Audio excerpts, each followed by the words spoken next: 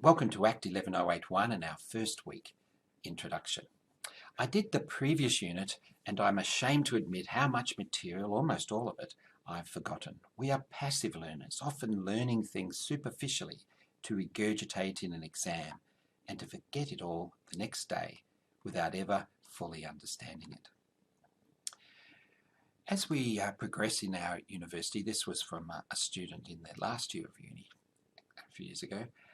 As we progress in our university, and as we start new subjects, we can reflect on what we've learned previously as we seek to build on it. I found the learning techniques in this unit to be unlike any other I had encountered at university before. It took me a while to adjust, but I found it a fantastic experience. It was great to actually be an active learner for once. I never considered the possibilities of learning in a not passive atmosphere. The most significant realization I had concerning the unit is that we were encouraged to discuss things with the lecturer, the tutors, and our classmates, not just be told what is right. A mutually beneficial environment where every opinion was valued. I feel now that I can be more critical in my judgments and opinions than I was at the start of the unit. So we'll be looking at how we learn actively, and for those who've done ACCT11059 in particular, you've had some experience of looking into that. So today, what are we going to look at? We're going to look at the introduction and assessment. Then we'll have a look at learning briefly. We'll then do some revision of some key concepts. You can see how well you've learnt them and can remember them from ACCT11059. And then we'll introduce you to the Conceptual Framework, and we'll extend some of our definitions of the elements of accounting. And then we'll have a minute paper. Now, if you go to the Moodle site for our unit, I suggest you do that. You can then have a look at how it's set out, and you'll see that you can join our unit Facebook page in the communication section on the right-hand side. So you can click on that and go to our Facebook page. You should join that, Introductory Financial Accounting. And you can also find Peerwise in the communication section and go into there and join Peerwise. They're things you should do straight up now, if you haven't already. And then in the Moodle site, you'll find the study guide on the right-hand side, and you'll also find the weekly schedule and other material, and then the weekly material in the centre. The assessment in our unit is 5% peerwise, 45% assignment, and a 50% take-home exam.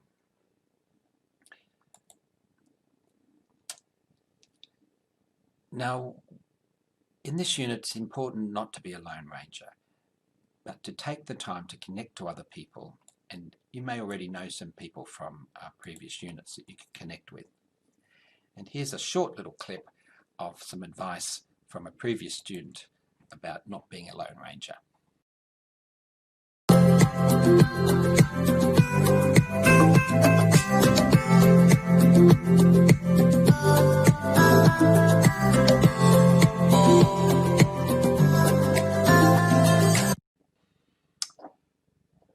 So there'll be lots of opportunities to interact with other people in the unit, to interact with staff, and also to interact with the content. We'll just have a little look at what is learning and just review some of the thinking that we've had on that from ACCT11059. And we'll just have a little look at a short video of MIT, one of the leading universities in the world. Aristotle never imagined photosynthesis. We now know that plants use sunlight to turn carbon dioxide gas from the air into solid material. Excluding water, only a tiny fraction of wood comes from the soil. Photosynthesis is just one of the fundamental scientific ideas that we spend time and money trying to teach. But it seems as though the science isn't being understood. This is the sort of place where you'd expect people to know how trees grow. It's graduation day at MIT, the world-renowned Massachusetts Institute of Technology near Boston. We are the premier engineering and science institution in the world. They think that all they've got to do here today is pick up their degrees and kiss a few distant relatives. But a team of researchers from the Harvard-Smithsonian Center for Astrophysics is armed with a film crew and intent on spoiling the party. They're here to put the graduates on the spot with some of the most basic scientific questions, such as, where does wood come from? This is a seed here. You can take it in your hand. Now imagine that we planted that seed, and out of that seed grew a tree. And here, you can take this. Now, what did all that stuff come from? Nature. In the ground, the soil, the grass, the dirt. What would you say to someone who told you that the weight of the tree came mostly from the carbon dioxide in the air? I said that's very disturbing, and wonder how that could happen. It came from carbon dioxide from the air? Oops. It's an interesting idea. Sounds weird. Are you surprised Yeah. at that idea? Yep. That'd be hard to believe because carbon dioxide is, well, it's a gas, and it doesn't seem intuitive that you could add mass taking in a gas. This came from a lot of things. Watching graduates getting it wrong proved that even after extensive formal teaching, the most basic scientific concepts can fail to take root in students' minds. Matt Schnepp, director of the research group and a PhD in physics himself, admits that the MIT graduates are not alone. I certainly believe that soil is sucked up through the roots, and I was really surprised when some biologists explained to me, no, it doesn't work that way at all. It's got something to do with the air and so forth, and I could swear I studied this stuff, but it didn't make any sense to me. So, what is learning? Well, university education is not additive, but transformative. So it's not just a quantitative increase in knowledge, but it's developing our own understanding about it and changing the way we view aspects of the world and changing as a person. So in this unit, we encourage you not to be passive learners, which is recipient of other people's knowledge, of the lecturer or the writer of the textbook or study guide, but rather to be active learners, where we're constructors of our own knowledge and take charge of our own learning, individually and collectively. And retention greatly increases when what we learn is connected to our experience and interests. So we start from the known, our experience and interests, and go to the unknown. And as we do that, the retention of what we're learning becomes much stronger. So learning is not just about impersonal information transfer. There's much more to learning than that. So you get a little chance now to review some of the concepts that we studied in ACCT11059, Accounting, Learning and Online Communication. So what we'll do, answer this question, what is the proprietorship concept? So turn off the video and answer this question, and then we'll come back and discuss it. What is the proprietorship concept?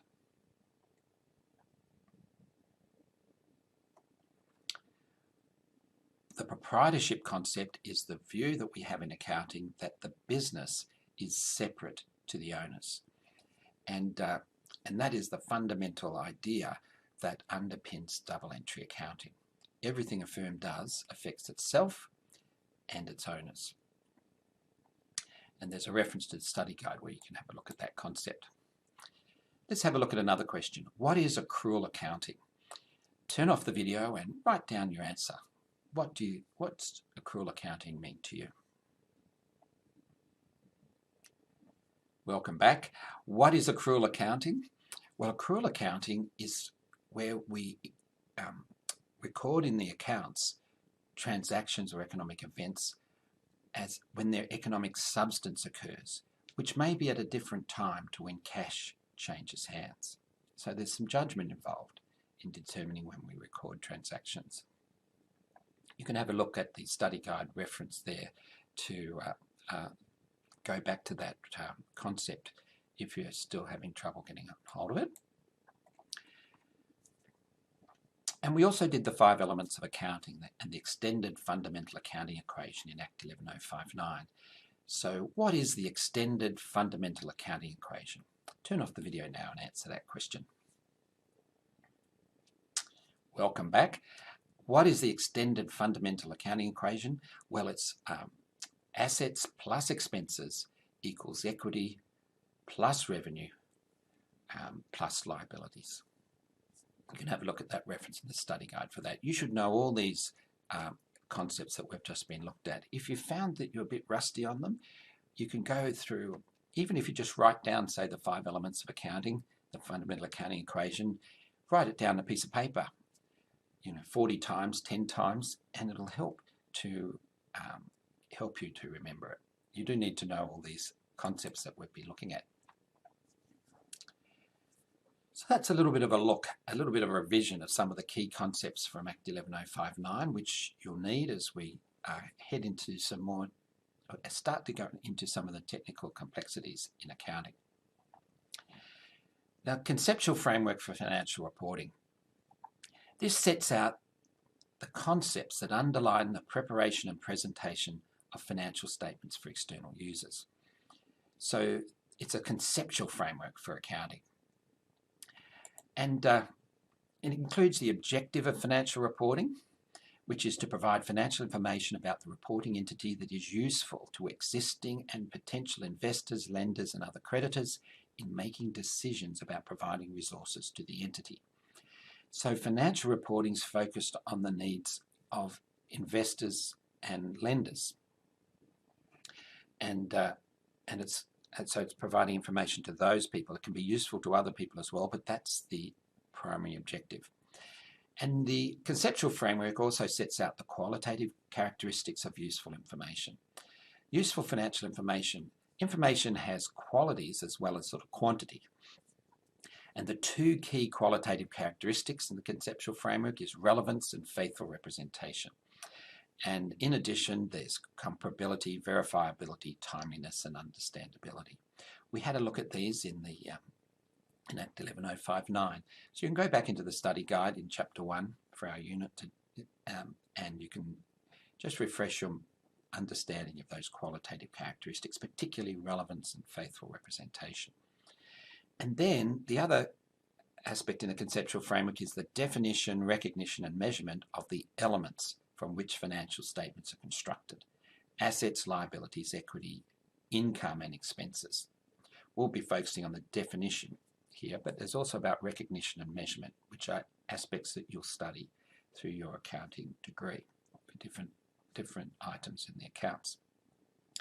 And you'll see that the 5 elements here in the conceptual framework are assets, liabilities, equity, income, and expenses. So it has income, not revenue. Now, the definition of assets in the conceptual framework is a present economic resource controlled by the entity as a result of past events that has the potential to produce economic benefits. So it's a resource that you currently control. In other words, you can control any benefits that might produce. And you have this economic resource as a result of past events. And this economic resource has the potential to produce economic benefits. It may or may not. Who knows what the future might hold, but it could. It has the potential. Para 4.3 in the conceptual framework. You can check that out. There's a link to the conceptual framework in the slides in Moodle in week 1.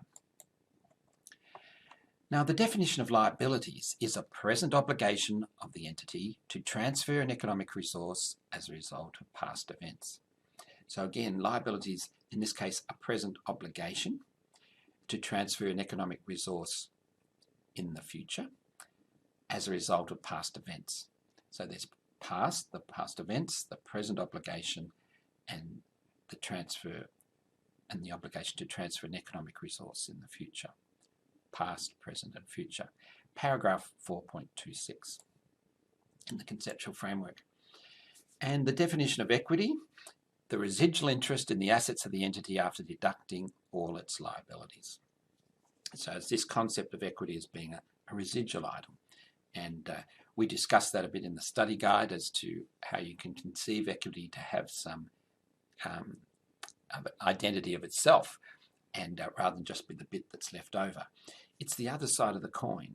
The assets and liabilities is the firm, and the equity is the owners. And that's that proprietorship concept and the duality of all transactions.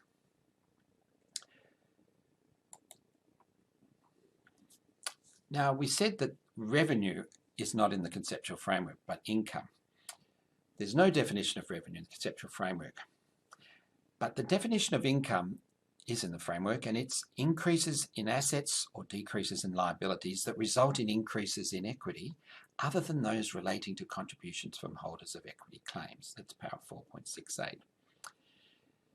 So income is defined as any increases in assets or decreases in liabilities that result in increases in equity.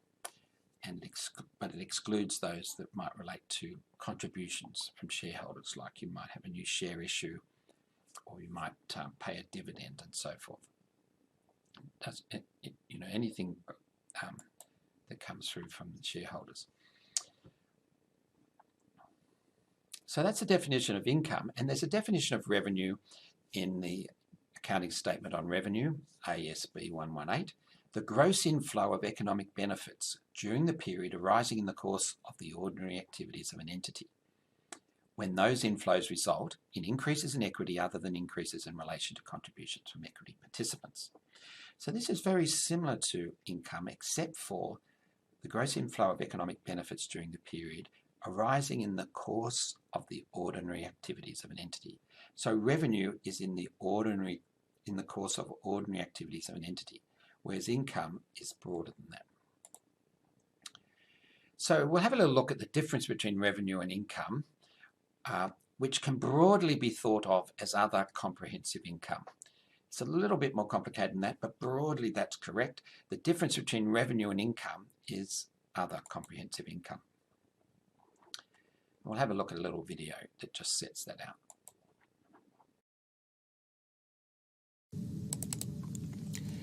Revenue is limited to income arising in the course of an entity's ordinary activities. The definition of income in the AASB Conceptual Framework includes gains that may not have occurred in the course of the ordinary activities of a firm. For example, changes in the revaluation surplus of property, plant and equipment, and gains on the disposal of non-current assets. Other comprehensive income includes items that fit within the definition of income in the conceptual framework, but do not fit within the definition of revenue. For this reason, other comprehensive income does not appear in a firm's income statement. It may be shown in a statement of comprehensive income, which may be separate to a firm's income statement, or integrated into the income statement as a single statement of comprehensive income. Also, some or all of other comprehensive income may appear in the statement of changes in equity. So that's a little clip out of one of the videos that shows, gives you a bit of an idea of the difference between income and revenue. Now, so income is revenue plus these other gains, plus gains that are not in the course of the ordinary, activities of a firm.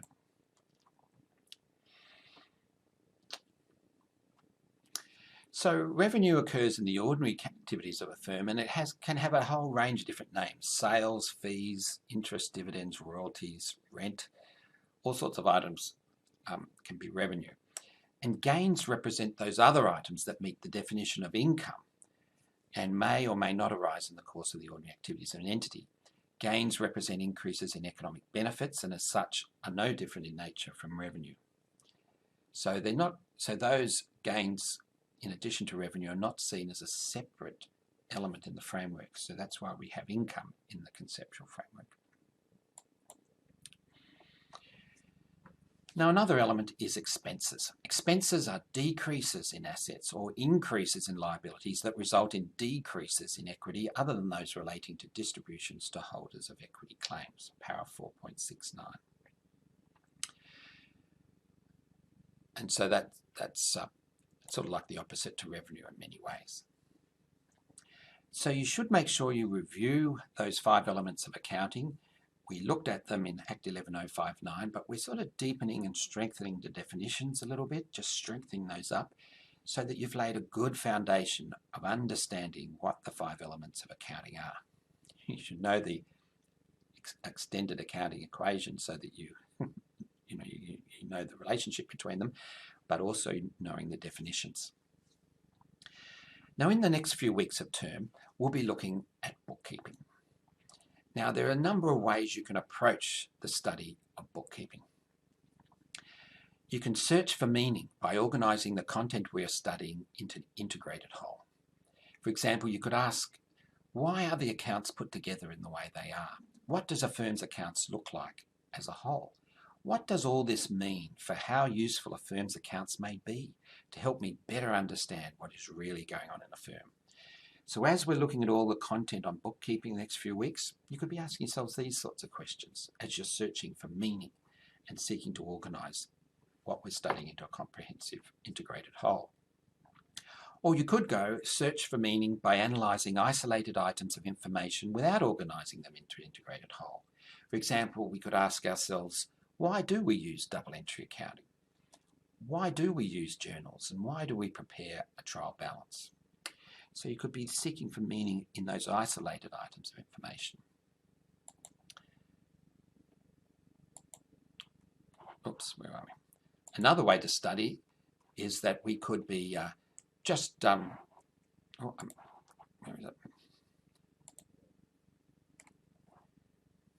we could just atomize it and just look at particular facts and not really seek to understand them. And so we can just have like a very rote learning idea. And you can have a look in the study guide. There's a number of ways that we can approach our study of bookkeeping. So you could just think about how you're going to approach it. And I would encourage you to use one of the more complex approaches. Try and make some sense of it. How does it all hang together? And the sense you can make, then you'll get a grip of it. If you just try to memorize different bits and pieces of it, you'll forget it. And you might be a little bit like the MIT graduates not remembering things that they'd learned in their degree. So what we've looked at today, we've looked at the introduction and to our unit, and we had a look at the assessment. The assessment, peer-wise 5%. There's a major assignment, 45%, and then there's a final online exam with 50%. And you can see that we had a little revision of learning. We had a look at this time at MIT and how those engineering students went on being asked a fundamental question, which is about photosynthesis, which they'd all studied. In fact, most people have studied at high school. And how the leaves of trees exchange the oxygen. They take in CO2 from the air, release oxygen, and keep the carbon, which they build up into their leaves and bark and all that stuff, along with a few other ingredients. But that's primarily the carbon from the air. And then we had a look at, we then reviewed some of the things we had learnt in Act 11059, and you had the chance just to think about what can you remember from studying accounting, learning and online communication, and gives you a chance just to strengthen up some of the concepts that we'd learnt, what accrual accounting is, also the definitions of the 5 elements of accounting. You can strengthen up your understanding of those. We just went a little bit deeper on those, particularly in terms of the difference between revenue and income and how other comprehensive income fits in. And we did that as part of looking at the conceptual framework. And that underpins the concepts that we study in accounting.